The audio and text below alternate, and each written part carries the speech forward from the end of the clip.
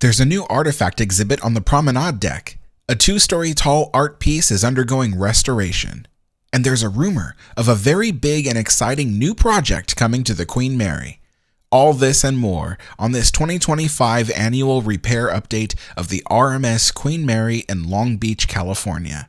I'm your host, Alex the Historian, and I do these updates to keep the public informed when they would otherwise be somewhat left in the dark. We'll start with the latest information and updates from this month of January, and then move into all the major updates and work that has gone into the ship over the course of the year 2024. We've got a huge update for you, so sit back, relax, and enjoy the show. The Queen Mary has a history of sheltering those in need, and it's stepping up again during the Los Angeles fires. For those affected by the fires, the hotel offers a reduced rate of $189 per night, including a breakfast buffet voucher for 2 every day of your stay. All fees are waived, and there's a buy now, pay later option available. The Officers' Quarters exhibit has reopened.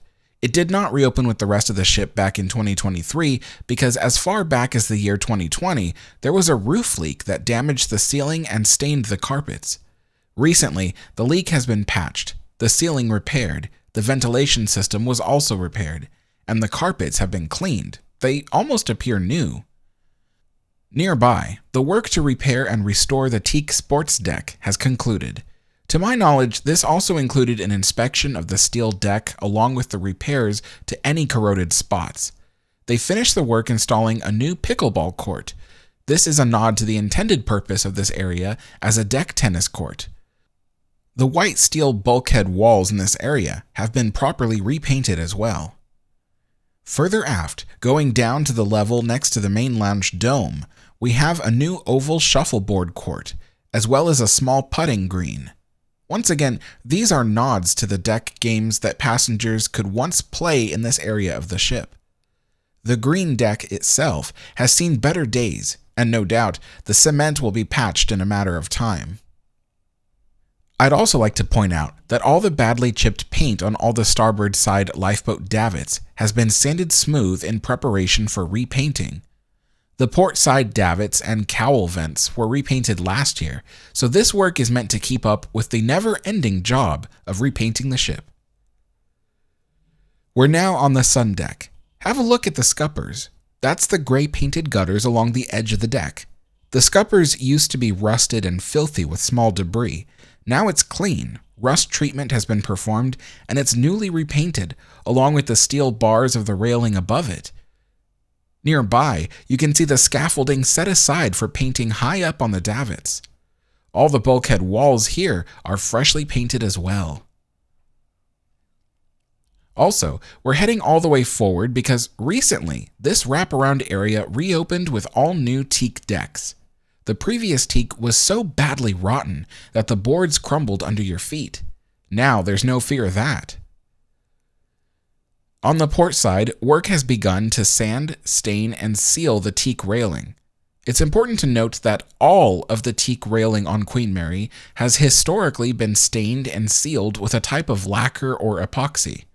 This keeps them brown and glossy. The teak decks, however, were historically allowed to turn gray. All the way aft on sun deck, there is a rumor that the veranda grill will once again be used for special dinner nights on the ship. Above the veranda is Sir Winston's, a popular steakhouse on the ship. It has not been allowed to reopen because it is not ADA compliant. Until a wheelchair lift can be installed on the exterior of the structure, the restaurant fails to meet accessibility codes. I believe that the veranda grill should be used instead of Sir Winston's. This is because there is an elevator within the ship that reaches the veranda grill. It would need to be restored, but the cost of restoration would be cheaper than making Sir Winston's ADA compliant, and you wouldn't have to force disabled visitors to wait for a lift from promenade deck up to sun deck, and then wait again for a lift from sun deck to Sir Winston's. So, Queen Mary Management, if you're watching, and I know sometimes you are, restoring that one historic elevator can be beneficial for visitors to access many levels of the far aft end of the ship, including veranda grill. Down on promenade deck, there is a new artifact exhibit right near the entrance of the ship, And though you can peek through the glass to see all the historic treasures of the ship's past, the only way you can access this room is with a VIP tour. The reason is that keeping a staff member here to monitor the room at all times can be expensive, particularly on a non-busy day like the day this video was taken. But I hear rumors that eventually this exhibit will be included as part of admission, and that the exhibit may expand to take over the wedding chapel. The wedding chapel is located aft on the promenade deck and occupies the former second-class smoking room. For now, nothing here is altered, but the decoration of this room screams 1970s and could really benefit from being a large artifact exhibit. Also on the promenade deck, the former first-class main lounge, also known today as the Queen's Salon, the room is closed for major restoration. Back in September, the 501c3 nonprofit QMI Restore the Queen had donated $20,000 for the majority cost of restoring the old white gesso art piece Unicorns in Battle by Alfred Oakley and Gilbert Bays. The art piece used to be a slight ivory color with silver and gold leaf accents. As of this January 14th, scaffolding went up and professional art restorers are on the job to clean and restore this treasured piece. Work should conclude in mid to late February. Further forward in the main hall, after 57 years of absence, a replica of Her Majesty Queen Mary's royal standard was put in its rightful place in the glass case beneath the medallion bust of the Queen. The original was presented by Queen Mary herself, and when the ship retired in 1967, the Royal Archives took it back to the UK. Last year, a full replica was handmade in England and revealed here at the staircase. It's little details like this that are bringing the ship back to her former glory. On the aft outer decks of the promenade, the bulkheads and staircases are receiving a paint and polish, but the decks back here are still awaiting a refurbishment. Teak is quite expensive, and as is the laborers that have to install it, but I'm confident that it's only a matter of time before these decks are taken care of. Down on main deck at the former third-class promenade, triangular shuffleboard courts have been painted on the decks. These are historically accurate to this area as well. Around this area and the well deck below, floodlights are being installed using plastic zip ties to fasten them and the cables to the railing. The amount of floodlights appears to be a bit overkill, and the temporary nature of their installation makes me think this is for a maintenance project, but it's hard to say because all the teak decks in this area were recently redone. I'll keep monitoring this area for answers. We also went forward on the forecastle deck to see how the equipment is doing. Last year, rust abatement work had been completed on all the equipment, and the results are still holding up. The teak decks in this area were not salvageable, so they were replaced with temporary plywood, but this is another area of the ship that will need new teak. All the way aft on main deck, in the foyer of the former second-class main lounge, also known as the Britannia Salon, memorabilia from Queen Mary's final voyage is on display. The final voyage was called The Last Great Cruise, and it was the exceptionally long 39-day journey from Southampton to Long Beach. The ship was too big to fit through the Panama Canal, so she had to sail around Cape Horn, crossing the equator twice. Down on B deck, the infamous room B340 has been remodeled to appear somewhat Victorian. This is purely theatrical since the entire ship was designed and built in the Art Deco age of the 1930s. There has never been any area aboard the ship that was decorated in Gothic Victorian style. But B340 makes a lot of money for the ship as a, quote, haunted room. So you can understand why this was done. Everyone here knows that I don't like the haunted marketing of the ship. I think her history is far more fascinating than some ghost stories. However, even I cannot deny that the money generated from this haunted marketing plays a major part in the restoration of the ship. Just please understand, folks, that the ship is not a vortex to the spirit realm. She's not full of vengeful entities. The Queen Mary was a happy ship, beloved by her passengers and crew, and there were always celebrations happening on the ship. Don't for 1 minute believe the paranormal YouTubers and TikTok stars when they say that the ship has a dark aura around her, or that her Art Deco interiors drip with despair and tragedy. It's not true. Don't skip on a visit to the ship because you're too afraid to encounter a ghost. Outside the ship, back in December, visitors to the ship reported to me that they saw Long Beach officials touring the abandoned Russian submarine. The submarine has very little historical significance. It was built in the 1970s, it was never used during any war, and it never saw any battle. It is a relic of the Soviet Union, and that's about as historic as it gets. The submarine is so badly rotten that marine engineering inspectors suggested it be disposed of, and it's not worth restoration. And the condition of the ship is so poor that it would put restoration workers at great risk of danger. Long Beach has been trying to get the former owners of the submarine to pay for its disposal, but they cannot be contacted or reached. It seems possible that this year, Long Beach will use its power of eminent domain to dispose of the submarine itself, thereby restoring views of the Queen Mary's bow and protecting the ocean liner from potential damage. That's not the only thing set for demolition this year.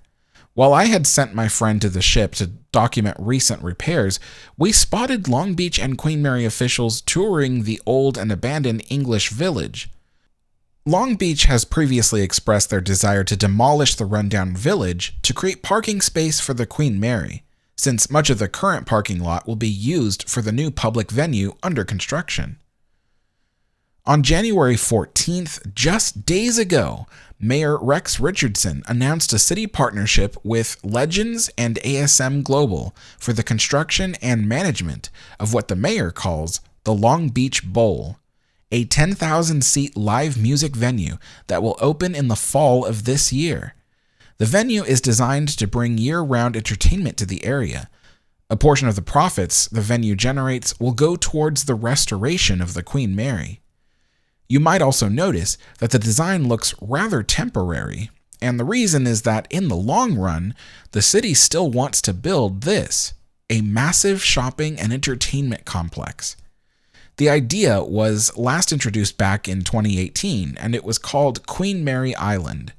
That name is still used to describe the much-desired district, but the details may change as the idea becomes more serious. The first step is restoring the Queen Mary and demolishing abandoned structures in the parking lot. For the Los Angeles Olympics in 2028, Long Beach was selected to host several aquatic games, and so the world will be watching. Among the many public projects to revamp the city, the Queen Mary stands as the icon of Long Beach, and as such, a budget will be created for the ship for its continued restoration and development of new exhibits and attractions. Celebrities and heads of state from all over the world, possibly even a few members of the UK's royal family, may visit in 2028, and so the ship must be ready to turn heads. Now, let's review all the major restoration projects completed in and around the Queen Mary over this past year, 2024. Work began in late January of 2024 to repaint the third funnel on the Queen Mary. The funnels were last painted along with the rest of the ship in the year 2019, and when they got around to the third funnel, it was painted on an exceptionally hot day, which meant that the paint would not cure properly to the surface. I'm not even sure that the previous painters even used primer, but this time around, the funnel was sanded down, primed, and then fully repainted. Unfortunately, there was only enough money in the budget to repaint that one funnel, but the others still have a full coat on them. Down in the parking lot, the former events ticket booth was demolished to make way for more parking spaces. The dilapidated structure was an eyesore and no longer needed, and similarly, the old submarine ticket booth was repainted and reopened as the new ticket booth and gift shop for the Queen Mary, and remains open every day. As mentioned earlier in this video, the forecastle deck had reopened after a multi-year closure. Rust abatement work had been done to all the equipment, and the old crumbling wood deck was replaced with temporary plywood, but at least this area of the ship is open to visitors. In spring of last year, a new shop selling sweets had opened in the main hall, and on the opposite side, a new bookstore opened as well. These shops helped to make the main hall feel lively instead of closed up and shuttered. On A deck, the hotel front desk had its original purser's office letters reinstalled. They had been put in storage for decades, and now they shine brightly for all the visitors. Down in the museum lobby, the old printing press exhibit was re-revealed. For a long time it had been shuttered for no apparent reason, but now visitors can see the machine that printed menus, entertainment programs, newspapers, and flyers. All the way forward on the promenade deck, the project to install new glass wind barriers was completed. The old barriers here were much taller and made of plexiglass with very ugly and intrusive aluminum frames that held them in place. Now the new safety glass wind barriers serve the same purpose, but are less intrusive and far more sleek. And now, let's look into the future at a major project on the ship that has not been officially confirmed by management yet, but has a very good chance of happening. Currently on the Queen Mary, there are two types of cabins that you can book. Everybody knows about the famous wood-paneled cabins. They still retain some of their 1930s Art Deco glory. These wood-paneled cabins were meant for the first-class passengers, and the suites as well. The suites each had their own architectural design. That's because a different interior designer was used for various suites. However, if you book a room on the Queen Mary today, the advertisement might show a wood-paneled room, but when you get to your room, you may find this: a white wall room. Sometimes with a window, sometimes without a window, or porthole if you please. These rooms with white walls were often for second or third class, depending on what end of the ship your room is located. Here is how a second-class cabin would have been decorated. Still sparsely decorated, but better than the decoration you see today, which is often sorely lacking. In fact, you may have purchased a fancy wood-paneled suite only to discover that one of the bedrooms is a simple white wall room. In this case, that's because the room was meant for a passenger's personal maid or valet. Yes, just like in the movie Titanic, the rich passengers traveled with their personal servants, and the servants slept in a separate room often attached to the suite that their employers occupied. The problem with these white wall cabins is apparent. They are a bit sad looking and very bland, and the current management knows this, and they are planning some big ideas. The first-class wood-paneled cabins will receive a deep cleaning and restoration to recapture their 1930s glory. This includes reintroducing decorations, like porcelain items chosen for specific rooms and displayed on the original built-in shelves and pedestals. In the large main deck suites, TVs will be relocated from walls with intricate mirrors and wood designs to preserve the original aesthetic. The TVs might possibly be placed on tables or stands. New carpeting will replace existing ones across all cabins, designed to reflect the ship's era, and decorative rugs may return to accent room designs, as was the custom. For the white-walled rooms, which always had sparse decoration since the ship's 1936 launch, the cabins could include updated furniture, shelf decorations, accent carpets, and simple wall decorations. So I'm in agreement with this choice, and don't forget, the wood-paneled rooms will not be redesigned. They will remain with their Art Deco style. So that's the cabin project. Again, it's not officially been confirmed, but there is a high likelihood of it happening in time for the 2028 Olympics, maybe even sooner, who knows. What do you think about this cabin project idea? I'm curious to know what you guys think. For those of you who were curious about the current condition of the ship itself, the hull, safety upgrades, and so on, you can find that information on my online, ad-free Queen Mary website, rmsQMwiki. Plus, you can explore the history of the ship and its engineering and interior design. It's a fun website, and it's great for when you're doing school research projects or just want to learn about the ship. The next Queen Mary repair update will either be in July of this year or in January of 2026, but if you want monthly updates, watch our podcast, the Queen's Cross Podcast, as we discuss news and current events as part of our show. Give this video a thumbs up if you enjoyed it, and if you want to see more videos about the age of Steam, then subscribe to the channel. Thanks for watching, and I'll see you around.